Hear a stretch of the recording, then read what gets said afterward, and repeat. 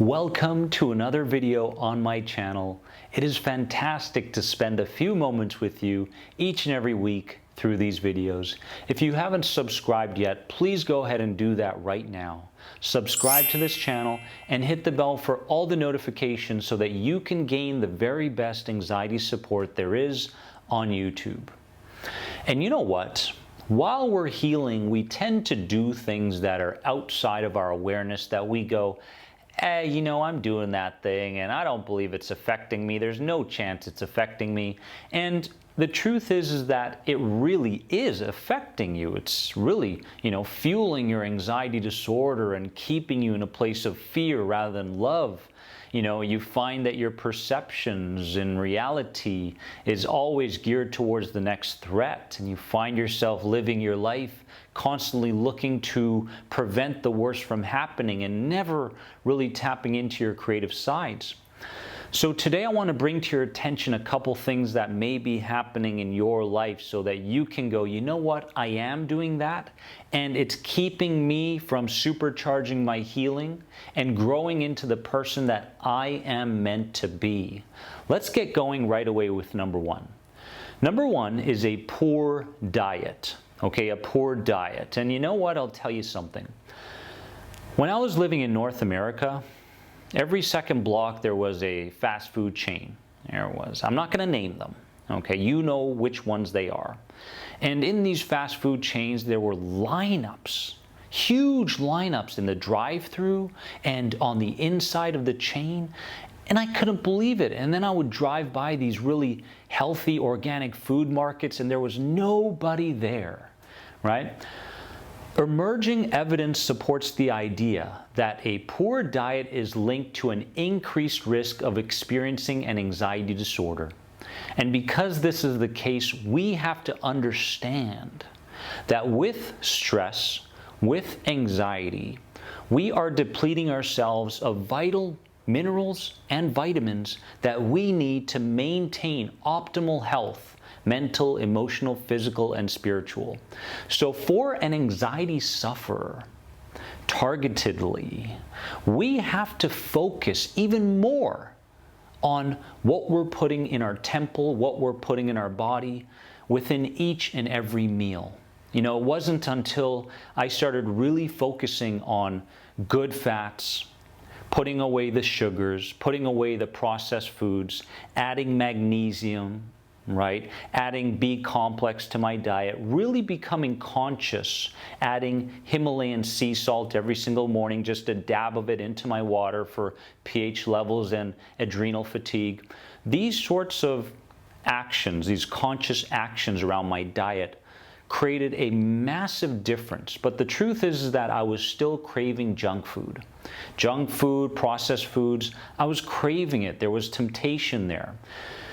But you need to understand that there will be a lot of sacrifices, and diet and foods are one of those things that you have to sacrifice. You have to sacrifice the old habits for the new, even though the new may not taste like the old, because long term, it's going to be much more expensive to deal with your illness than it is to deal with your optimal health right now. So I don't want you to put yourself in that position. Okay. Number two thing that may be getting in the way of your anxiety healing is no exercise, no movement, right? For me, exercise alleviated my symptoms enough to allow for space to do the inner work, right?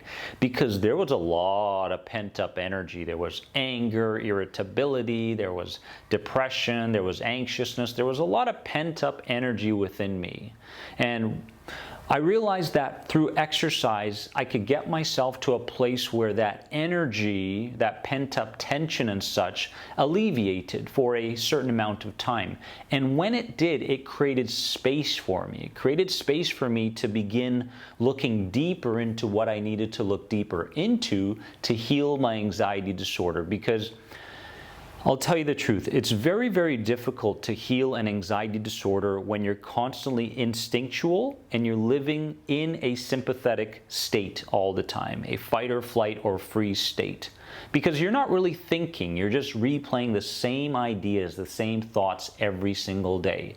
So you need to create that space, you need to get away from that overly stimulated state that you've been living in order for you to be clear once again, and in order for you to really engage in targeted self-care that will heal your anxiety disorder. So exercising is absolutely vital. Number 3 is people pleasing. Okay, people pleasing. You know what happens when you're always trying to please everybody else? You are always displeasing yourself because you're never going to live up to people's expectations. It's just never going to happen, right? And you're going to experience an excess of energy loss. Energy focus. The energy and focus that could easily be turned to something else that will only help you to progress beyond an anxiety disorder. So we need to be brutally honest with ourselves and say, am I putting the world before me? And if so, why? At a subconscious level, why am I doing that? You're going to find that if you grew up in an environment, in a household where you were always looking to please a certain authority figure, and that authority figure was never pleased, you just continue with those habits later on in life. So it's not so much something new, but something that's been building up over time. So let's stop putting everybody else high up on the pedestal and putting yourself at ground level, because you don't deserve that, right? You don't deserve that. You have value. Value. You have ideas, words, actions that people need, right? People need your energy. People need to hear from you. People need to hear about your journey. So please, no more people pleasing. You come first. Number 4 is fueling drama.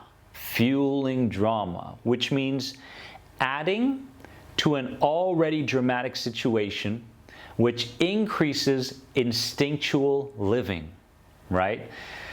You know, it's interesting how there's a lot of people out there that say, I want to live in a very peaceful state, but they just don't do the right things consistently enough to show the inner child, the subconscious mind, that, hey, I really want to live in this state, right? They'll do it for a day or a moment, they'll do a meditation, then they'll go right back to the old stuff. So what we have to do is we have to stop fueling drama. If there's drama, for the time being, you have to separate yourself from that drama. And as you separate yourself, you continue working on you continue working on strengthening your new belief systems, strengthening your new identity, finding your purpose and mission in this world. And then when you put yourself back into the drama, you're not affected and you're not adding to it anymore. Okay, so be brutally honest with yourself. Are you fueling drama right now? Because if you are, it's contributing to the anxiety healing journey. I don't want that for you. The next one is gossiping. Gossiping, okay? Now, underlying gossiping is connected to a desire to connect with others, right? So when we gossip, next thing you know, we are connecting with another person's ideas. Right, we're going, oh my God, I know what you mean, right? Right, Jody and Mark, I can't believe they did X. Oh my God, they are so whatever it is, right? And so gossiping is like this space that temporary feels like, oh, I'm contributing to something. Oh, I'm connecting with somebody or a group of people. And of course, none of us want to be ostracized out of a circle, a social circle. So we tend to take up other people's verbal patterns and their ideas solely for the sake of connecting with others. But the truth is that if we are going to stop a habit, we have to replace it with another habit, right? If you take smokers, for example, they go, I want to quit smoking. Well, the first thing you do is you ask them, what does smoking do for you? All right, what does it do for you? What kind of feelings does it give you? Right? What kind of a connection does it provide you with? Well, it makes me feel relaxed. It makes me feel kind of cool, right? Other people are doing it, so I feel a connection to others. Okay, great. Well, let me ask you this. What other activity can give you the exact same feelings that you get from smoking? And the person goes, oh, well, here's a couple. Okay, go do those things and watch your interest in smoking fade in a short period of time. So the same thing goes for gossiping, okay? Stay away from it, okay? It's negative energy. It doesn't help your healing. And understand what gossiping does for you, how it makes you feel, and again, find habits, exercises, activities that give you the same feeling but are more productive, okay? The next one is complaining, right? When I was dealing with an anxiety disorder, I woke up in the morning, I said, oh my God, my body hurts. Oh my God, is it raining again? Oh my God, my brakes aren't working in my car. Oh, why is my fiance nagging at me? Oh my God, is my kid screaming again? What does he want, right? Complaining. Complaining is a habit brought on by pessimistic perceptions. Pessimistic perceptions. Is it possible that these pessimistic perceptions can turn into a habit enough to make it natural to be pessimistic, to make it natural to complain, right?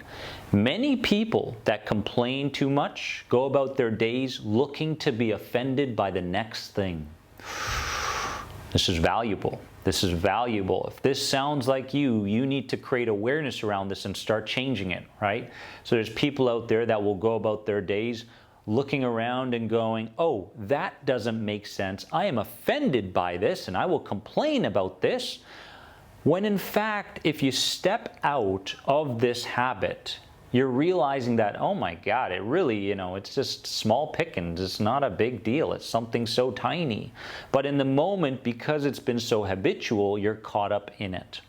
I need you to stop complaining, and I need you to start recognizing how important it is to create optimistic perceptions instead. This is the path to healing an anxiety disorder and going beyond. Okay? The next one is ungratefulness. Ungratefulness can hold us back. What a block, what a wall. It leads to staying in a misery-filled comfort zone. And the truth is nobody likes living in misery, but the truth is that misery can be comfortable after some time, right? I'm miserable right now. Well, it's comfortable, it's familiar, and whatever's familiar is actually safe to the subconscious, so let's just keep doing it. Too much effort to put in terms of the self-care. I don't want to commit to that stuff. And you know what? I don't believe in myself enough to even follow through, so let's stay miserable. I hope that doesn't sound like you. Okay. But ungratefulness can turn into gratefulness. Okay. Simply by recognizing the smallest things first, the simple things, the small things. 5, 7, 10, 15 years ago, I want you to look back and realize what sort of things you wanted, what sort of things you needed. Did you dream about a family and now you have it? Did you dream about living in a certain environment and now you have it? Did you dream about good physical health and now you have it? Did you dream about these things that you now have but you're not recognizing? I need you to recognize all the things that make this life livable, right? Things that you are grateful for, because you know what? That switch can turn quite quickly. We just have to create awareness and take action. The next one is negative self-talk and inner dialogue, okay? The most important relationship is the one between yourself and your inner child. Yourself, in terms of your logic, your intelligence, your rational thinking, your willpower, all of these things coming from the adult mind itself. And then there's the inner child. The inner child is like a 2-year-old, right? Very emotional. Oh my God, don't do that. Do this instead, right? And the inner child, likes to pull your attention away from doing new things and pull your attention towards the familiar, keeping you in a comfort zone, keeping your life very small out of safety precautions, right?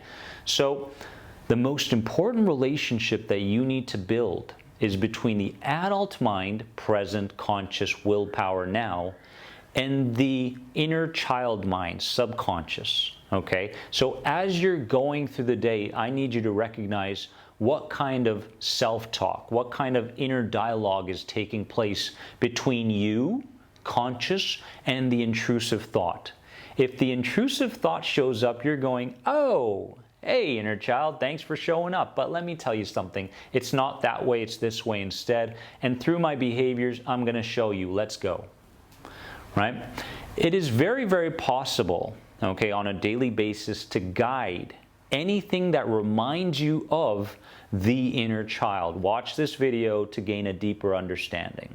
Okay. Now, last two. Number 9 is toxic friends. Toxic friends. Energy looks to take on like energy.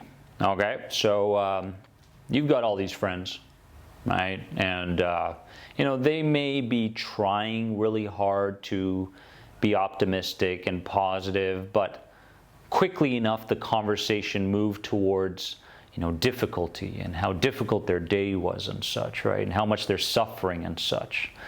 And this can weigh heavily on you. It's not that they're bad people, okay?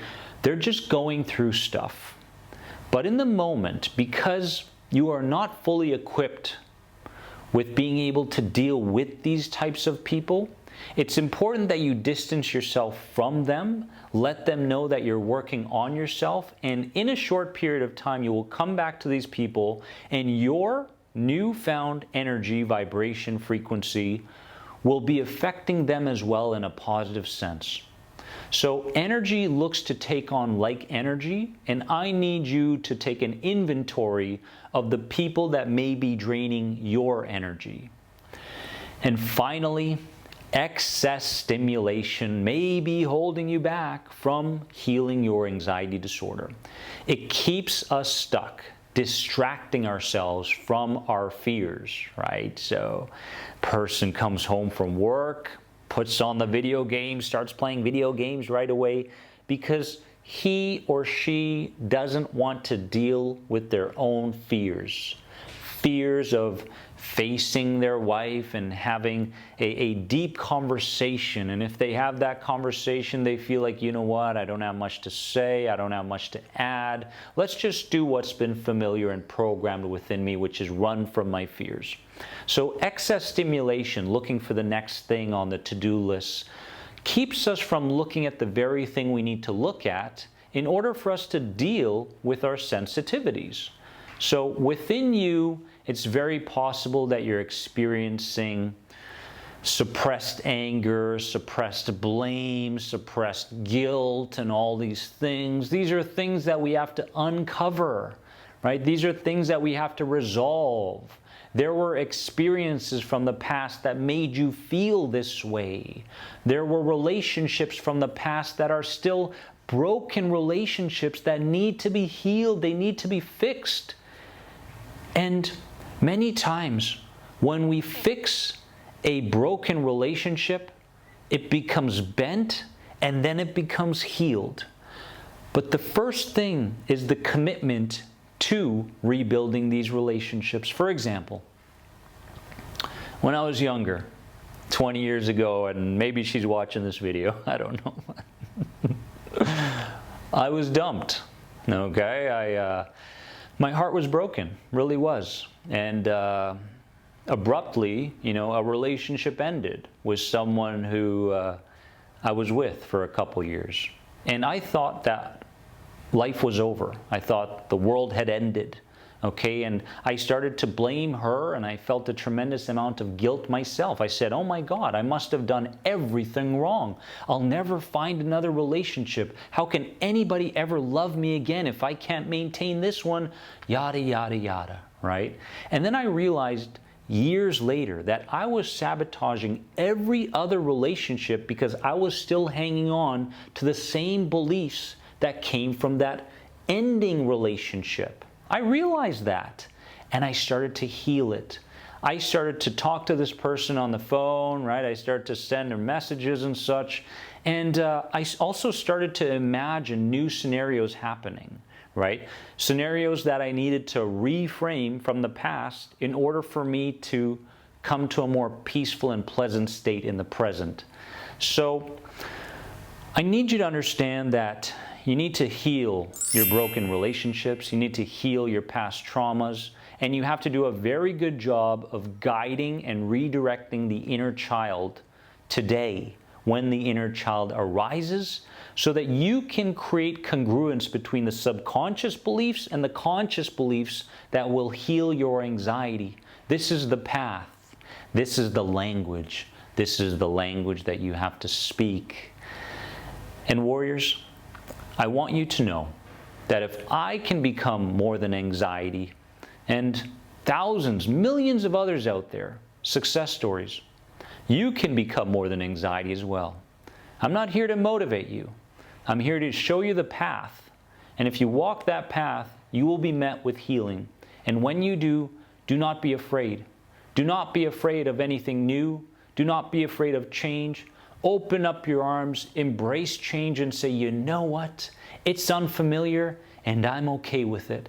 And when you can get to that place in your heart, it is wonderful. It is life-changing, not only for you, but everybody else. Did I mention that I love you all from the bottom of my heart? I want you to have a progress-filled day. Remember that you are more than anxiety. Comment below right now and give this video a like if it spoke to you. And if you have any other questions on the #1 anxiety recovery program online today, head on over here. Bye-bye.